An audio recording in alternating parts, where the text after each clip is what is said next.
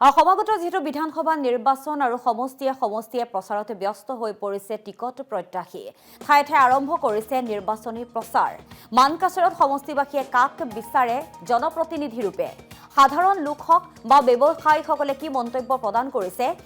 আমাৰ সতীৰ্থ হেচনত গৈ উপস্থিত হৈছে ফৰিদুল ইছলাম পুনপটীয়াকৈ ফৰিদুল ইছলামৰ কাষলৈ যাব বিচাৰিছো সমাগত বিধানসভা নিৰ্বাচন আৰু বিধানসভা নিৰ্বাচনৰ দিন যিমানে চমুচাপি আহিছে ৰাজনৈতিক দল নেতাসমূহে তৎপৰ হৈ পৰিছে কিন্তু মানকাছাৰ সমষ্টিত কি হ'ব তাক লৈ ইতিমধ্যে অসমবিলি মই আহি উপস্থিত হৈছো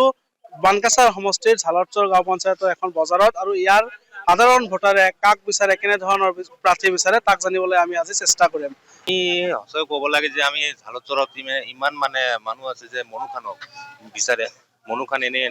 ষ্ট্ৰং প্ৰাৰ্থী আমাৰ ইয়াত লিডাৰ বুলি ভাবিলে হ'লে মনুখানক বিচাৰোঁ আমি কিন্তু আমিনুলক ইমান দেখিছোঁ 5 বছৰ কাৰণে MLA হ'ল কিন্তু আমাৰ ঝালৰচৰত এতিয়ালৈকে এটা মিটিং কৰা নাই আমি নতুনকৈ এনে আমাৰ লিডাৰ মনুখান বুলি মই ভাবোঁ আৰু কি কংগ্ৰেছৰ 8গৰাকী প্ৰাৰ্থীয়ে টিকটৰ আবেদন কৰিছে কিন্তু আপোনালোকে মনুখানকে কিয় বিচাৰে আমি জানো এনে ষ্ট্ৰং লিডাৰ এটা হ'বলৈ হ'লে গৌৰৱ নেতা বুলি মনুখানে ভালে আছে মানে জাভেদ ইছলাম আছে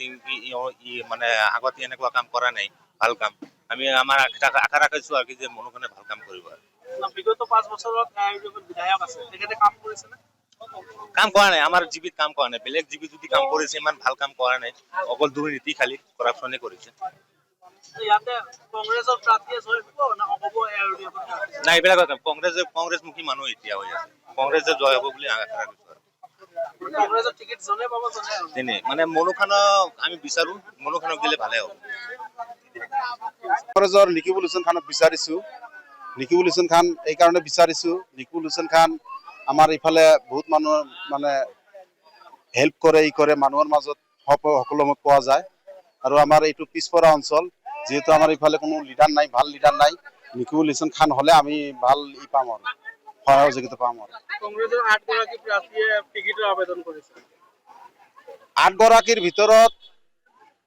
ইয়াত এটা কথা আহিব মানে জনগোষ্ঠীৰ কথা যেহেতু আমি দেশী জনগোষ্ঠী ইয়াত আছো 2 লাখ মান আৰু যেটো মিয়া বুলি কয় মিয়া আছে 80,000 মান আৰু হিন্দু আছে 30,000 এই জনগোষ্ঠীৰ ওপৰত যদি জনগোষ্ঠী হিচাপে দেখা যায় তো নিকিবুল হুছেইন খান দেশী জনগোষ্ঠীৰ পৰা প্ৰতিনিধিত্ব কৰি আছে